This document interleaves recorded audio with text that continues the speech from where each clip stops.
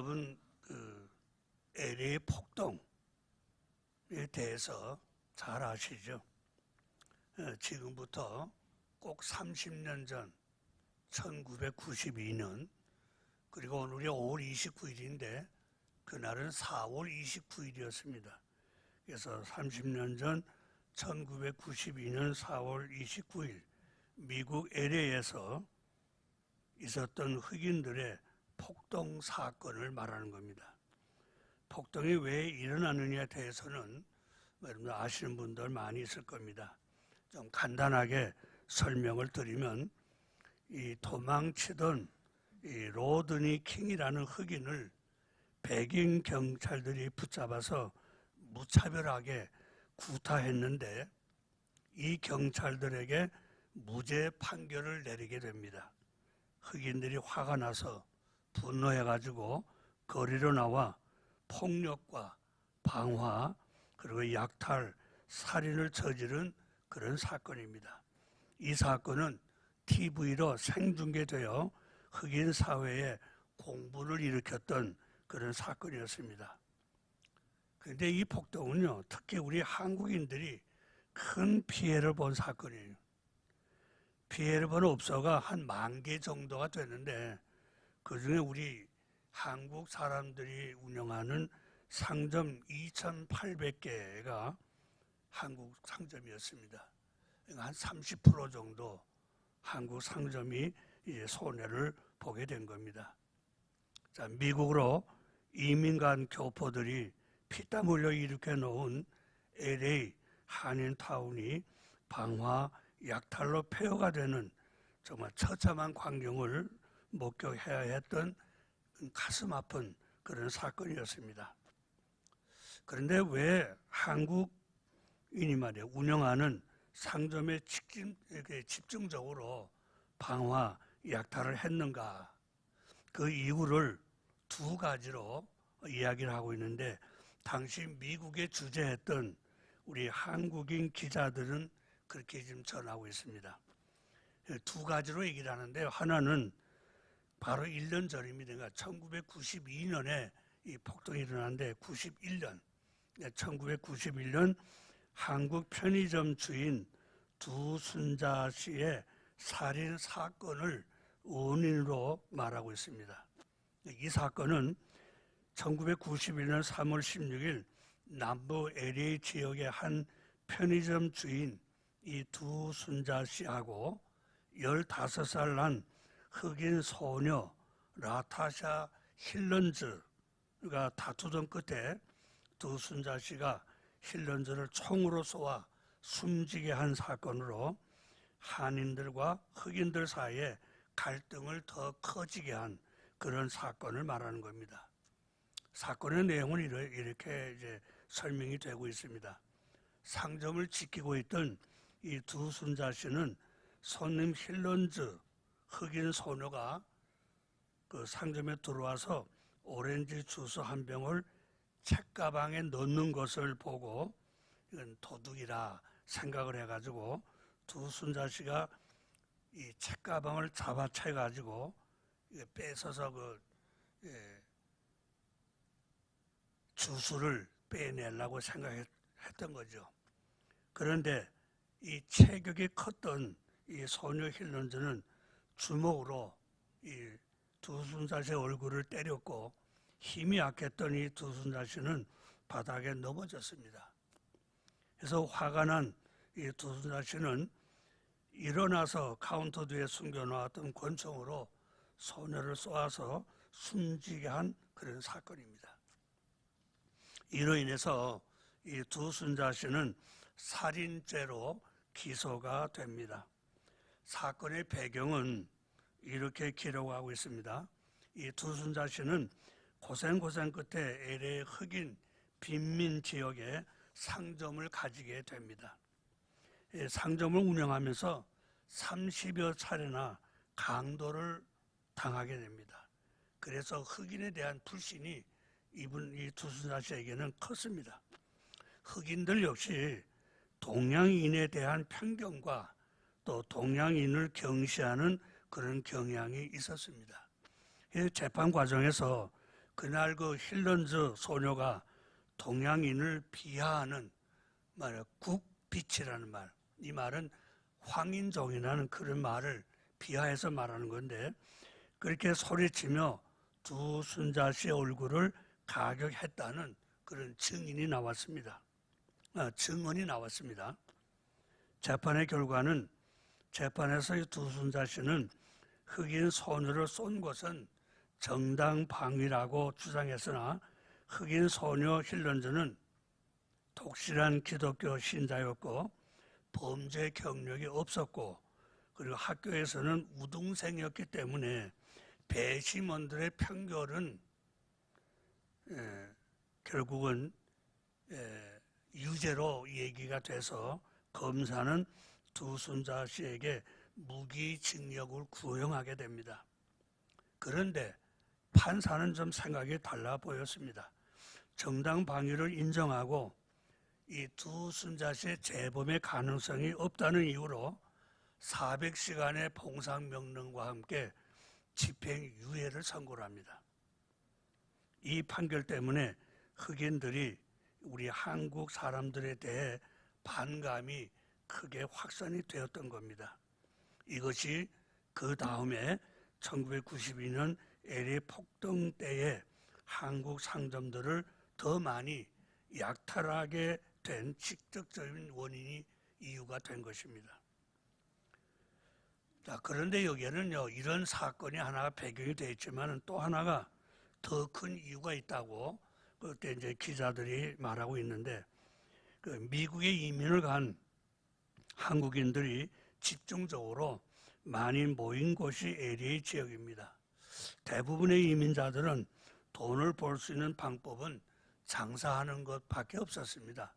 그래서 세탁소를 하거나 야채 장사를 하거나 생선 장사를 하거나 이런 어려운 일들을 하면서 돈을 모아서 좀 이제 형편이 되면은 점포를 가지고 이런 편의점들을 많이 운영을 했던 겁니다. 그런데 이런 점포에 찾아오는 고객은 백인들보다는 이 흑인들하고 유색 인종들이 많이 왔던 겁니다. 그런데 한국인들이 평소 이들 흑인들과 유색 인종들을 경시하고 무시해 왔기 때문에 안 좋은 감정으로 서로 미워하고 불신했던 겁니다. 그렇게 지내오다가 결국은 LA 폭동에서 이런 엄청난 일이 일어나고 만 겁니다. 이 폭동 후에 우리 한인 사회에서 우리가 이 흑인들을 너무 무시해 온 것이 잘못된 거다, 이걸 깨닫게 됩니다. 그 후로 흑인 사회하고 한인 사회는 대화를 통해 서로 신뢰를 쌓아갔다고 합니다. 심지어는 지금 LA 지역에는요, 폭동이라고 하지 않고 이것을 4.29라고 그렇게 말한답니다. 그러니까 4월 29일에 일어난 사건이기 때문에 폭동이라는 말을 하지 않고 4.29라고 합니다. 뭐 흑인들을 자극하지 않으려는 그런 배려에서 시작한 말이라고 생각할 수 있습니다. 우리는 이웃에 대해 문화가 다르면 그들에 대한 생각이 다르게 되어 싫어하고 또 무시하게 되는 경우가 있게 됩니다. 지금 우리 지구촌 사회는 어디를 가나 다문화 사회입니다. 우리 한국도 다문화 사회로 지금 많이 가고 있습니다.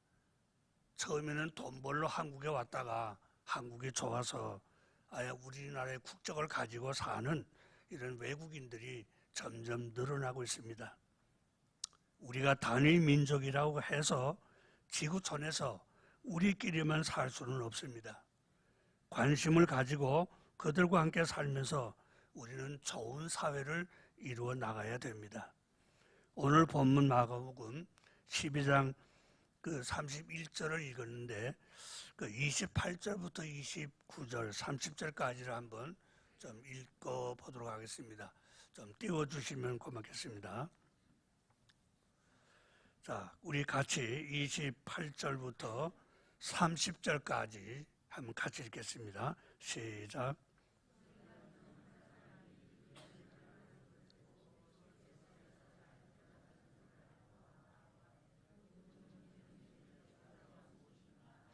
예수께서 대답하시되 첫째는 이것이니 이스라엘아 들으라. 주 곧 우리 하나님은 유일한 주시라. 내 마음을 다하고 목숨을 다하고 뜻을 다하고 힘을 다하여 주 너의 하나님을 하시고. 네, 그 31절 우리가 본문에서 읽은 말씀입니다. 여기에 보면은 이제 서기관 중 한 사람이 예수님께 모든 계명 중에 첫째가 무엇인가를 물었을 때 우리 예수님의 대답이 그 30절, 31절에 이제 기록이 됐는데, 첫째는 내 마음을 다하고 목숨을 다하고 뜻을 다하여 주 너의 하나님을 사랑하라 하신 것이고, 둘째는 내 이웃을 내 자신과 같이 사랑하라 하신 것이라. 그리고 덧붙여서 이보다 더 큰 계명이 없다라고 그렇게 말씀하고 있습니다.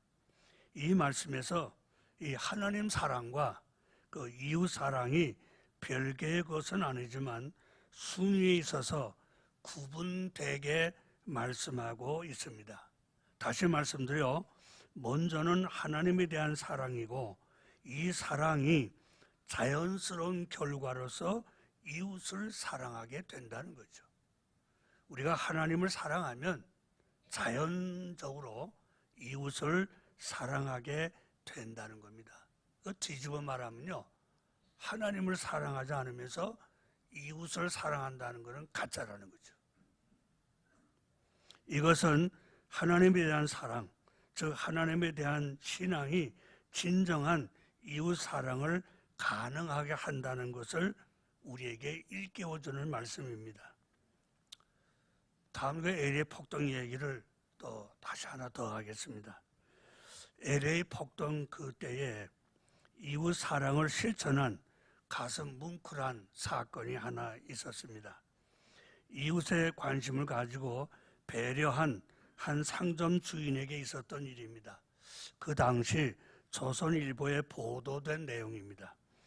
이 폭동 사건이 일어나기 훨씬 전입니다. 한 7, 8개월 전에 한국인 편의점에 파쿰이라는 흑인 소년이 들어왔습니다. 이 소년 들어와서 조심스럽게 좌우를 살피더니 오렌지 주스를 한 개 들고 몰래 나가는 겁니다. 주인이 가서 붙잡아서 주스를 뺏고 경찰을 부르려고 합니다. 그런데 이 파쿰이 소년이 사정을 합니다. 아버지가 일하시다가 몸이 아파서 집에 누워 계시는데 너무 힘들어 하셔서 주스를 좀 드시게 하고 싶어서 그랬습니다. 잘못했습니다. 한 번만 용서해 달라고 눈물을 흘리고 애원합니다. 이 편의점 주인은 딱해 보여서 흑인 소년 파쿰에게 주스와 빵을 몇 개 더 주면서 아버지께 갖다 드리라고 했습니다. 이 소년은 고맙습니다. 몇 번을 인사하고 달려갑니다. 며칠 지나서 이 파쿰이 소년이 편의점에 와서 아저씨, 저희 아버지가 오늘부터 일 나가셨습니다. 지난번에 감사했습니다. 그리고는 아저씨 제가 무엇을 도와드리고 드릴까요? 도와주고 싶습니다. 이 편의점 주인이 기특하게 여겨서 편의점에서 일을 시키며 하루에 몇 달러씩을 이제 주곤 했습니다. 이렇게 이 편의점 주인과 흑인 파쿰이 소년은 이웃 사랑을 나누는 그런 사이가 되었습니다. 그런데 LA 폭동이 일어난 그 다음 날입니다. 편의점 주인이 뒤죽박죽이 된 상점을 치우고 있는데 이 파쿰이 소년이 와서 훌쩍거리며 상점을 같이 치우고 있는 겁니다. 눈물을 흘리면서 도와주고 있었습니다. 주인은 고마웠습니다. 마음이 괴로워서 힘들게 정리하고 있는데 흑인들이 파괴한 것을 흑인 소년이 와서 정리한다는 것에 편의점 주인은 울컥했습니다. 성도 여러분, 이런 모습이 이웃에 대한 사랑이고 배려입니다. 몇 개의 빵과 주스가 가져다 준 사랑의 힘입니다. 저는 이 시간 세 가지로 설교 제목대로 이웃에 대한 관심과 사랑을 말씀드리려고 합니다. 어떻게 관심을 가져야 하고 어떻게 사랑을 실천해야 되느냐, 여기에 대해서 좀 살펴보려고 합니다. 첫 번째는요, 다름을 인정하는 우리가 되자는 겁니다. 다르다는 것을 인정하는 우리가 되자는 겁니다. 우리는 과거부터 다른 것은 틀렸다고 생각을 많이 합니다. 그러나 다른 것은 틀린 것이 아닙니다. 그저 다를 뿐이죠. 우리는 다른 것은 틀린 것이라고 생각하기 때문에 우리 사회는 지역 갈등이 생겼고 이념 갈등이 있고 세대 갈등도 있어서 서로를 믿지 못하고 서로를 인정하지 못하고 매도해 버리는 나쁜 습관이 우리에게 생겼습니다. 성도 여러분, 이념이 다르면 우리는 상대를 인정하지 않습니다. 세대가 다르면 우리는 상대를 무시합니다. 지역이 다르면 우리는 마음을 드러내지 못합니다. 나하고 다른 것은 다 틀린 것으로 속단하는 경솔함을 우리는 조심해야 됩니다. 다르다는 것은 구별의 관점이지 차별은 아닙니다. 서로 다를 뿐이지 그것에 차등이 있거나 차별이 되는 것은 아니라는 겁니다. 다름을 인정하는 우리가 되자는 것입니다. 친한 사람끼리만 친하고 좋아하는 사람끼리만 어울리면 그 공동체는 건강하지 못합니다. 모래알같이 흩어지고 말 것입니다. 내 생각과 형편과 처지가 전혀 다른 사람이 할지라도 서로 용납하고 서로 용서하는 마음이 있어야 무디고 굳은 사람이라도 그 마음을 우리는 녹일 수가 있습니다. 우리가 잘 아는 선한 사마리아 사람의 이야기가 있습니다. 이 말씀을 간단히 정리하면 어떤 율법사가 예수님께 와서 내 이웃이 누구입니까? 라고 이렇게 묻습니다. 그걸 물었을 때 예수님은 누가복음 10장 30절에서 35절의 내용으로 이렇게 답변을 하셨습니다. 어떤 사람이 예루살렘에서 여리고로 내려가다가 강도를 만나 옷을 벗기고 매를 맞아서 거의 죽게 된 것을 버리고 갔습니다. 마침 한 제사장이 그리로 가다가 그거를 보고 피해서 지나갔고 또 한 레위인도 지나가다 이를 보고 피하여 지나갔습니다. 자, 이 제사장 레위인은 종교인입니다. 지금으로 말하면 교회 성도요. 아마 중진이라고 할 수 있을 겁니다. 그런데도 다 죽게 된 사람에게 아무것도 하지 않고 지나갔습니다. 그 후에 어떤 사마리아 사람이 지나가게 되었는데 이 사람은 여행하는 중이었습니다. 이 상황을 보고 불쌍히 여겨 가까이 가서 기름과 포도주를 상처에 붓고 싸매고 그리고 자기 짐승에 이 사람을 태워 주막으로 데리고 가서 밤새 돌보아 주었습니다. 그 다음날 주막 주인에게 데나리온 2를 주면서 이 사람을 돌보아 달라고 부탁을 합니다. 내가 돌아와서 비용이 더 들었으면 갚아주겠다고까지 합니다. 예수님께서 물어봅니다. 36절에 보면요. 예수님께서 네가 생각하기에는 제사장, 레위인, 사마리아 사람 중 누가 강도 만난 자의 이웃이 되겠느냐고 물었습니다. 37절에 이 율법사가 대답합니다. 제사장도 레위인도 아닌 자비를 베푼 자. 사랑을 베푼 자죠. 자비를 베푼 자라고 그렇게 대답할 때 예수님이 뭐라고 그랬어요? 너도 이같이 하라고 그랬어요. 강도 만난 자의 이웃은 내가 좋아하여 내가 선택한 이웃은 아닙니다. 그러나 내 의지와는 상관없이 강도 만난 자의 이웃이 되어 배려와 돌봄을 주는 내가 되어야 됩니다. 배려와 돌봄을 주는 우리가 되어야 합니다. 이것이 피할 수 없는 우리 성도들에게 맡겨진 십자가입니다. 이런 십자가를 기꺼이 지는 우리 성도들이 되어야 할 것입니다. 우리 그런 성도들이 다 되시기를 주님의 이름으로 부탁드립니다. 두 번째는요, 이웃에 대한 관심을 가지는 우리가 되자는 겁니다. 요즘 우리 사회는 지금 1인 가구가 많아 혼자 지내다가 사망한 후 일주일이 지난 후 또는 한 달 후에나 발견되어 신문에 보도되곤 합니다.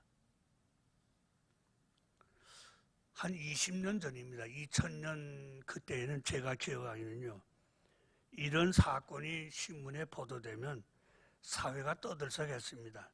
그리고 지금은 그래서 이제 신문에도 여러 날 동안 보도가 되는데, 지금은 이런 것이 신문에 보도되면요, 한 번 보도하고 끝입니다. 왜 그렇습니까? 더 이상 보도해봤자 독자들이 관심이 없기 때문이에요. 관심이 많으면 신문은 계속 보도하게 돼 있어요. 근데 별로 관심 없으니까 한번 보도하고 끝내는 겁니다. 우리 사회가 무관심하게 된 사회입니다. 우리 모두가 그렇게 느끼실 거라 생각을 합니다. 만일 혼자 계시는 분이 옆집에 살고 계신다면 한나절만 보이지 않아도 혹시나 해서 찾아보는 것이 우리 사회의 정의였습니다. 우리가 한 60, 70년 전만 해도 그랬습니다. 근데 지금은 그러지 못합니다. 참으로 안타까운 일이죠. 우리 성도는 그러지 마시기를 주님의 이름으로 권면드립니다. 만약 우리 성도님들 주변에 이런 분이 있는데 관심을 가지지 않는 것은 우리 성도로서 부끄러운 일입니다. 우리가 왜 예수님을 믿습니까? 우리가 왜 예수 믿으라고 전도를 합니까? 주님의 사랑을 실천하기 위한 것이죠. 우리가 하나님의 사랑, 주님의 사랑을 실천하지 않는다면 어떻게 내가 예수 믿는 사람이라고 말할 수 있겠습니까?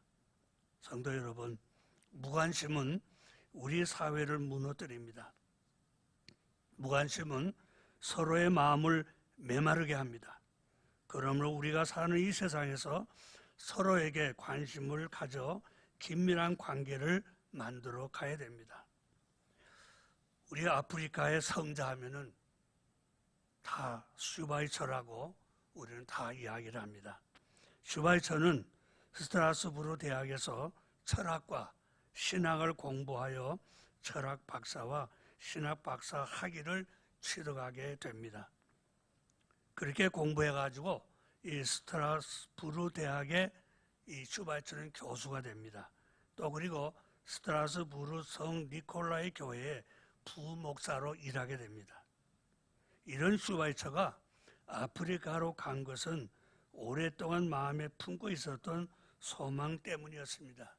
사실 우리 얼른 생각하게 되면요, 이런 이제 대학의 교수고 또 교회의 목사고 이렇게 되면은 이거 얼마나 좋아요. 그거는 만족할 수 있는데 이 슈바이처는 그건 아니었죠. 그가 오랫동안 마음에 품고 있었던 소망이 때문에 그는 아프리카로 간 겁니다. 어린 시절에요, 학교 다닐 때에 슈바이처는 가난한 목사의 아들인 자신보다, 자기도 가난한 목사로서 어려운데 자신보다 더 힘들고 힘들게 사는 학급의 구부들이 많이 있다는 사실에 충격을 받았어요. 그때부터 슈바이처는 빈곤하고 비참한 사람들에 대한 관심을 가지고 있었습니다. 슈바이처는 21살 되던 해에 이렇게 결심합니다. 나는 30세까지는 30살까지는 내가 좋아하는 일을 하고 그 다음에 30년 그러니까 60세까지죠. 30년 남을 위해서 살겠다고 자신에게 약속을 합니다.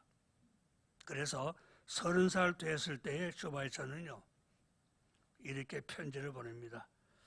나는 아프리카로 갈 것이며 그를 위해 의학대학에 의대에 들어갈 것입니다. 이런 편지를 써가지고 자기 아는 사람들에게는 다 편지를 보냈어요. 왜 편지 보냈어요?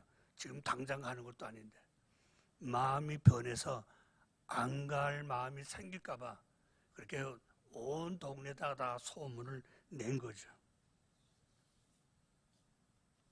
의과대학에 들어가서 7년에 걸쳐서 공부한 후에 슈바이처는 이 대학 교수와 목사의 직을 사임하고 1913년 아프리카에서 봉사활동을 시작하게 됩니다. 슈바이처에게 큰 힘을 준 것은 아내입니다. 아내의 지지였습니다. 아내 헬레나는 남편이 의대에 다니는 동안 간호사 자격을 취득해가지고 남편을 도울 준비를 마친 겁니다. 성도 여러분, 슈바이처는요 자신이 세운 아프리카 랑바렌의 병원에서 어렵게 생활하면서 보람 있는 삶을 살고 90세 생애를 마감했습니다. 이 슈바이처는 30년 동안 남을 위해서 봉사하기로 그렇게 기도했어요. 하나님은 어떻게 했어요?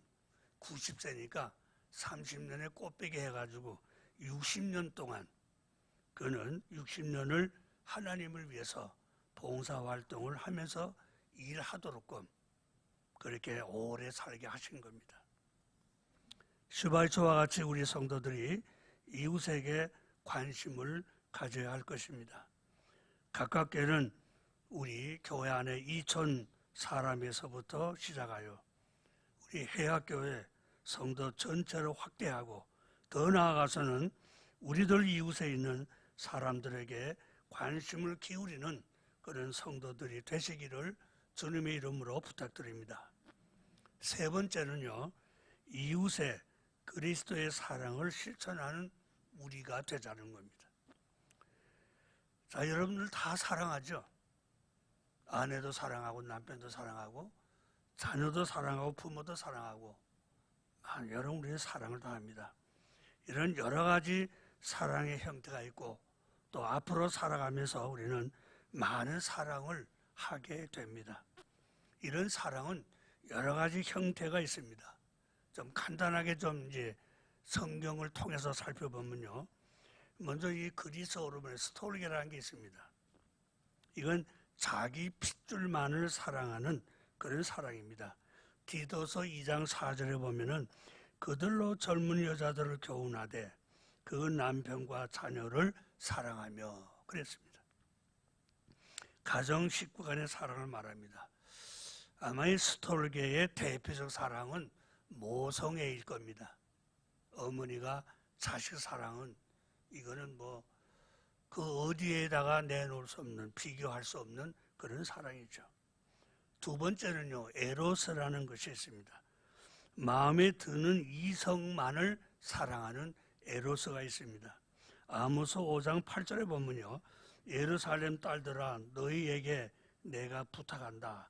너희가 내 사랑하는 자를 만나거든 내가 사랑함으로 병이 낫다고 하려무나. 사랑하는 남녀가 가지는 그런 사랑입니다. 사랑에는 아픈 마음을 치료하는 그런 힘이 있기 때문에 이 사랑도 다 우리가 할 사랑이죠. 세 번째는요, 필레오라는 사랑이 있습니다. 이건 계산적 요소가 있는 사랑을 말하는 겁니다.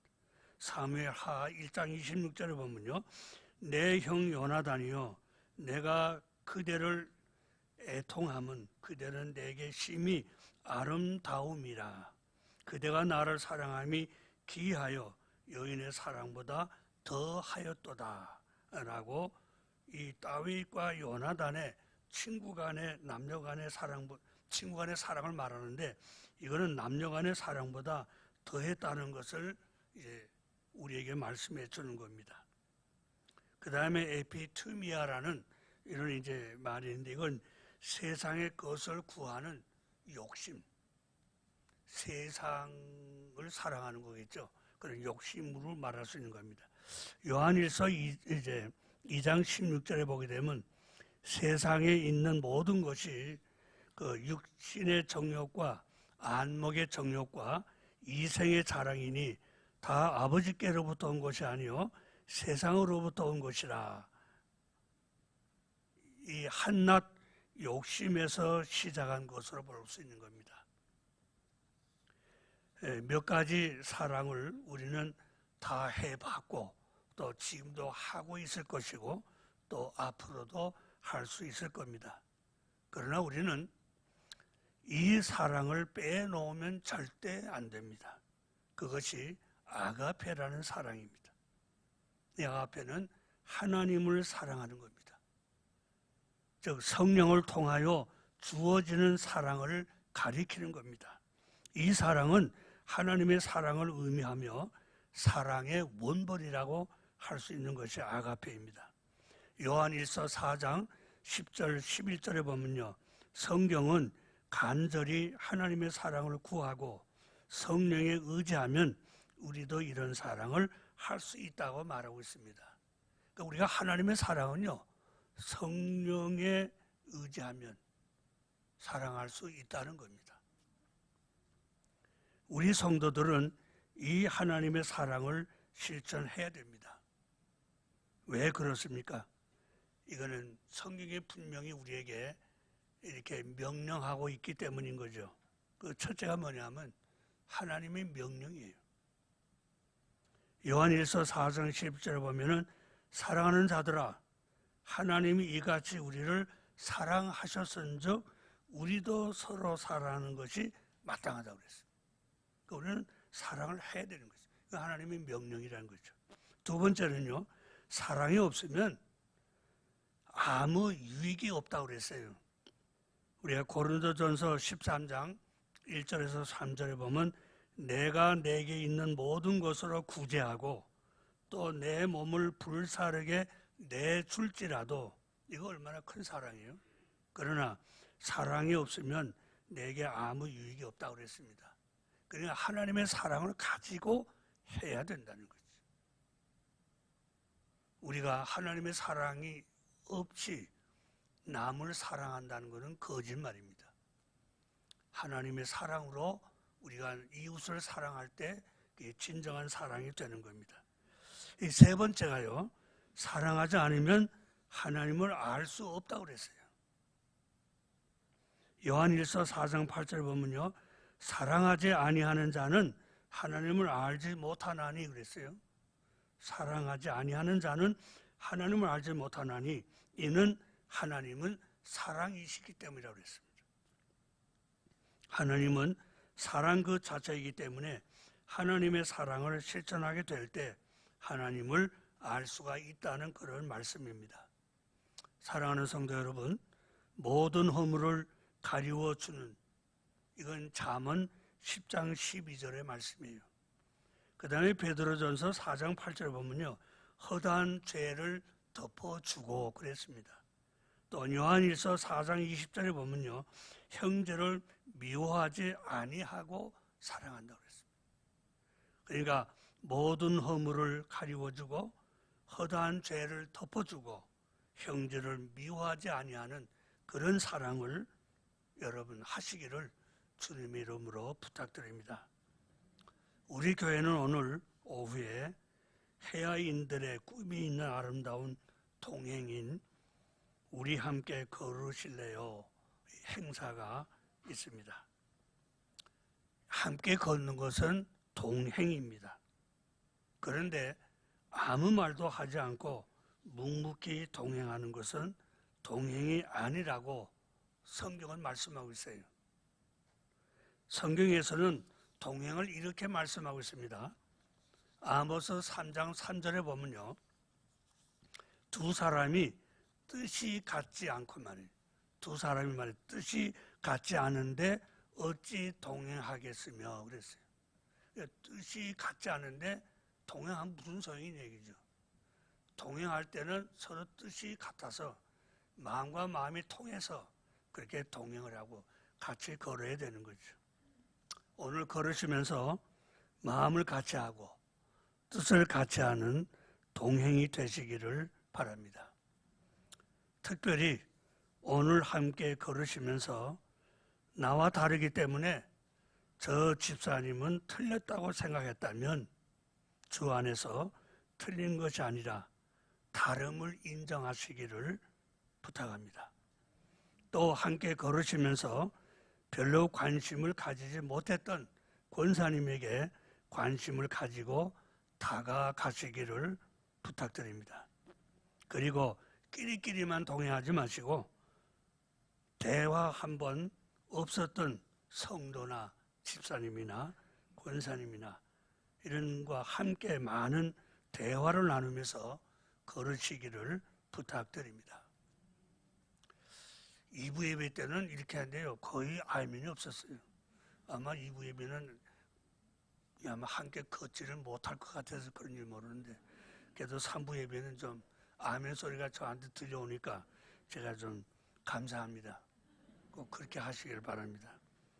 우리가 그렇게 해서 우리가 그렇게 걸으면은 성경에 말씀하고 있는 대로 주 안에서 뜻이 같아지는 은혜의 역사가 여러 성도들에게 나타날 줄로 믿습니다.